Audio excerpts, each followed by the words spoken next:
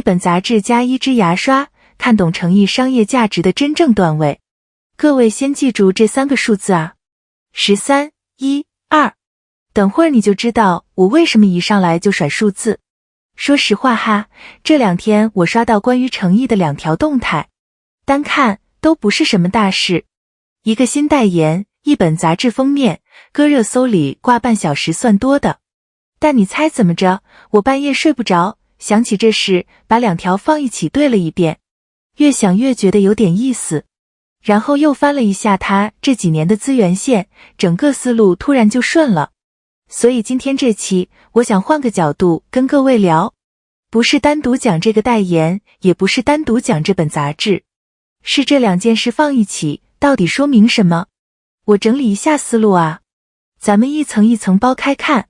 表面是 A， 再往里是 B， 再往里你会发现是 C， 最后那个 C 才是我真正想跟老粉说的。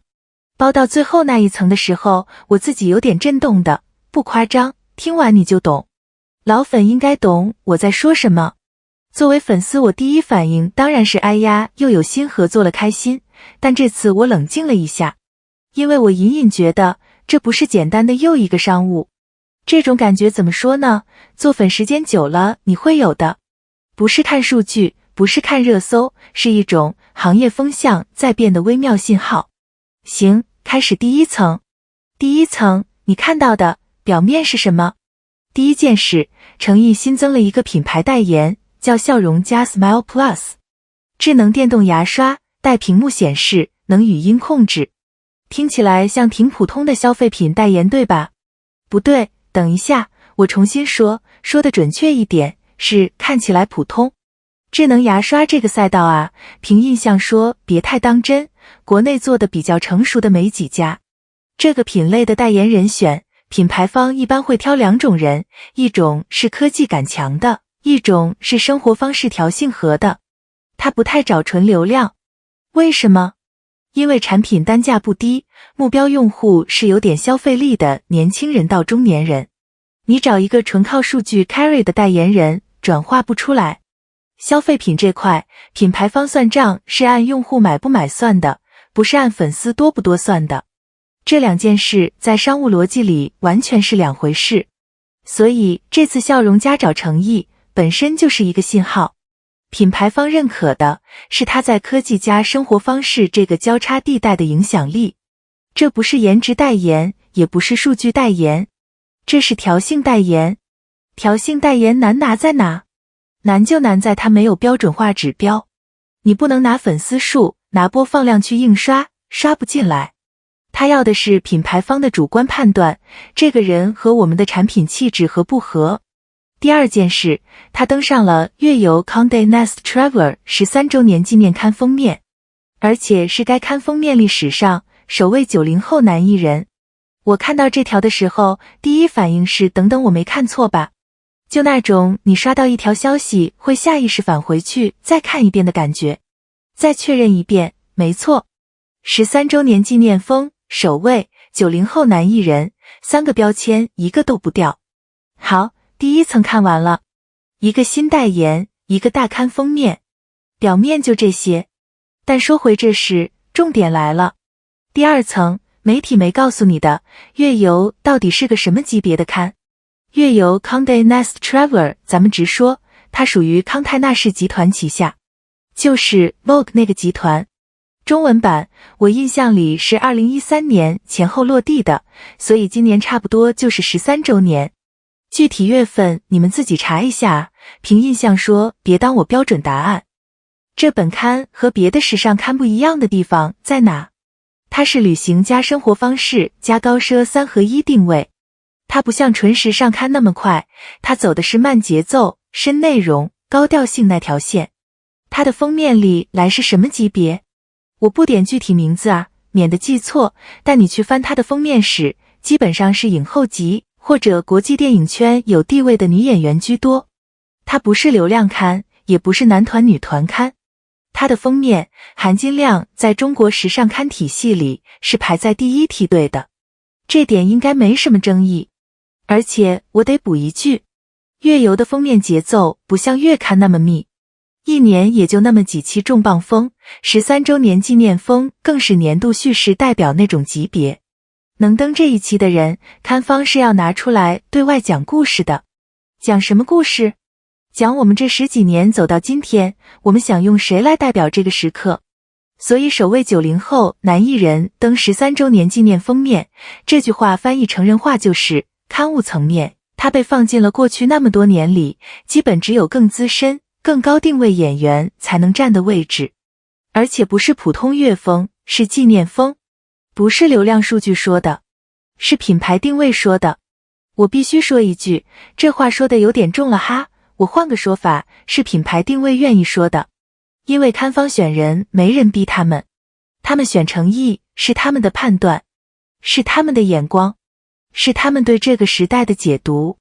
OK， 第2层包完了，但还没到最关键的那一层。第3层，真正的关键，商业矩阵在换打法。顺着这个思路再往里一层，为什么我一开始要把笑容家和月游放一起讲？因为单看任何一件都只是又一条好消息，但放一起看，信号完全不一样了。我跟各位讲，你去看诚意这1-2年的代言矩阵，有意思的事儿出现了。美妆有了，时尚奢侈品有了，现在科技消费品也进来了，而且每一个品类几乎不重叠。这是在艺人商务里是什么概念？我得跟没接触过这块的朋友解释一下。很多艺人的代言矩阵是同一个品类堆好几个，3个面膜，2个口红，1个粉底，看起来代言多，其实只占了美妆一个赛道。一旦那个赛道周期不好，整个商务盘就跟着抖。这种打法不能说错啊，短期收益高，谈判效率快，但它有个先天弱点，抗周期能力弱。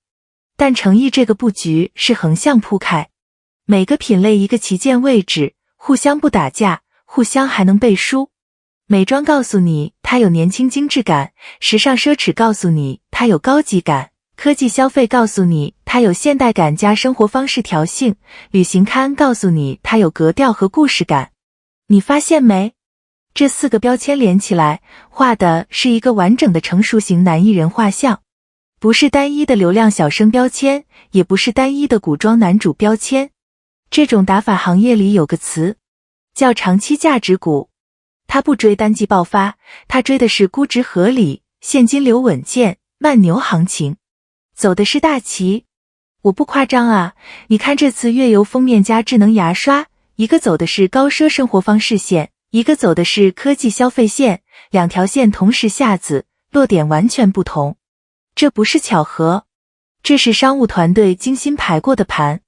我先说清楚啊，别误会，我不是在吹商务团队多神，我是想说，艺人本人能让团队这么操作的前提是他自己撑得起这些品类。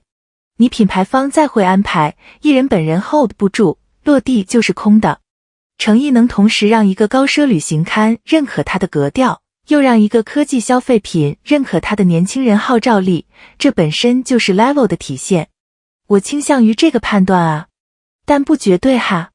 这种矩阵布局往后看1-2年，它大概率会再开1-2个新品类。我赌一手，下一个可能是汽车或者运动品类。这2个品类的共性是什么？都需要靠得住的成熟感。巧了，这恰恰是他这2年在累积的标签。不信咱们评论区见，到时候应验了我再来翻这期视频。第3层就讲到这，但还有最后一层，我觉得这是今天最想跟老粉说的。第4层，这意味着什么？段位悄悄换了一档。好，我整理一下思路。前面3层铺完了，现在到最关键的一层。这2件事放一起，最终说明的不是诚意又火了一把，它不需要又火一把。说白了，这是一个段位换挡的信号。啊，对了，我忘了，在说这个之前，得先说一个背景，不然你听不懂。当时整个市场，我说的是过去这3-4年，整个 Space 男演员的格局是一种快进快出的节奏。爆一部剧，热搜挂3个月，然后下一部接不上，热度就掉。这是行业环境，不是个人能左右的。一个艺人在这种环境里，要么跟着这个节奏卷，赌每一步都中，但赌输的概率太大；要么走另一条路，慢慢攒，每步都要稳一点，每步都要往上垫一点。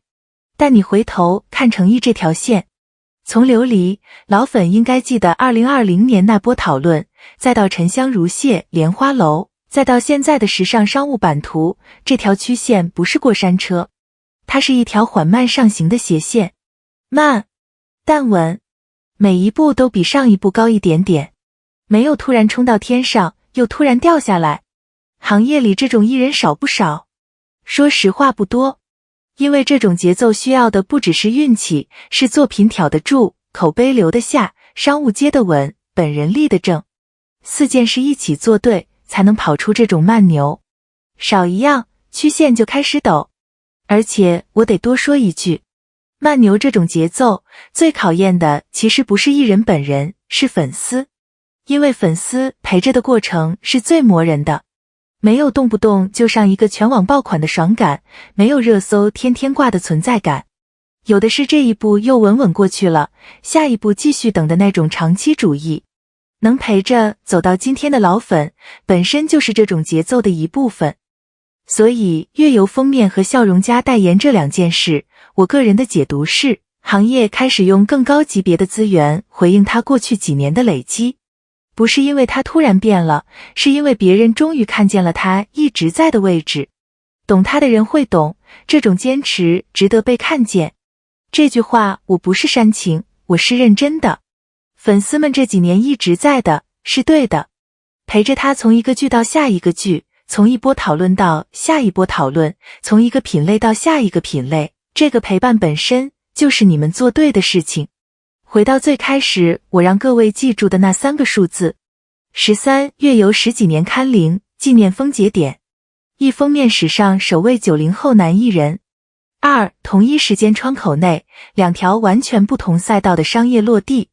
我现在的答案是这样的：13不是杂志的年龄，是行业级别在认证它；1不是噱头，是他给同代男艺人推开了一个新房间的门；2不是数量，是商务打法已经从接代言升级到荐矩阵。